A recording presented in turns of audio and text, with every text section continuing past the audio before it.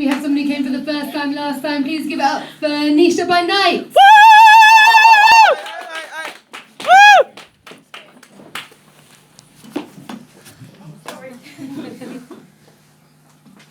Hi.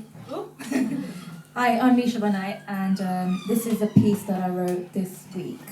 It's about mental health illnesses and dreadful exes. They say, never trust a man with evil eyes.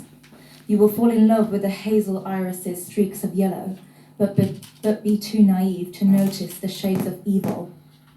Smooth liar, we seem to have so much in common, lured me into thinking you were my best friend when I hit rock bottom. But I saw all the signs, all of the red flags. You were a narcissist pushing for sex, what disrespect. You see, back then I had this naive dream. When I would lose my virginity, it would be with a guy who wanted to give me infinity. That guy wasn't you, I soon found, when you spat out, how long are you going to be an angel for?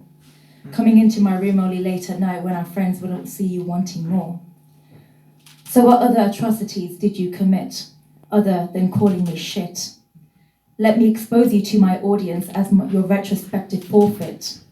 Kissing other girls behind my back and telling your friends, why would I want to be with her for? She ain't no model. But all you really wanted was somebody innocent to fondle.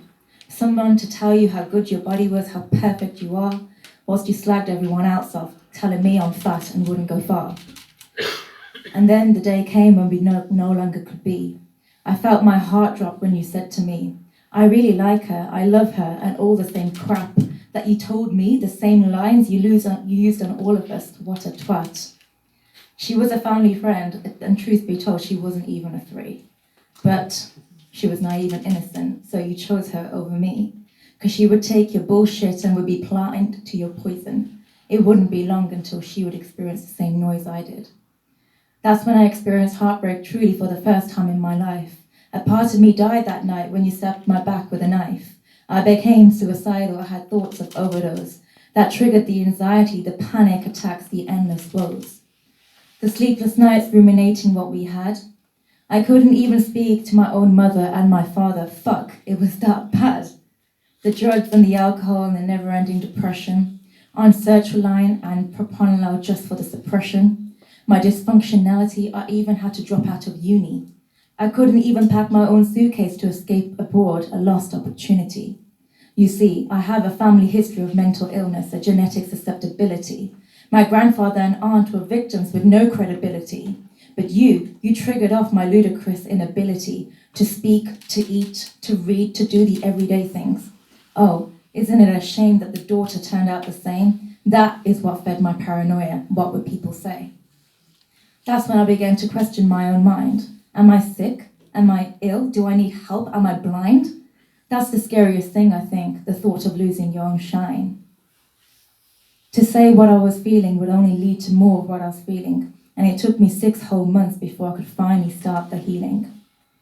That year I turned 21, it was certainly an eye-opening journey. I spent it back home disabled, feeling emotionless and mourning.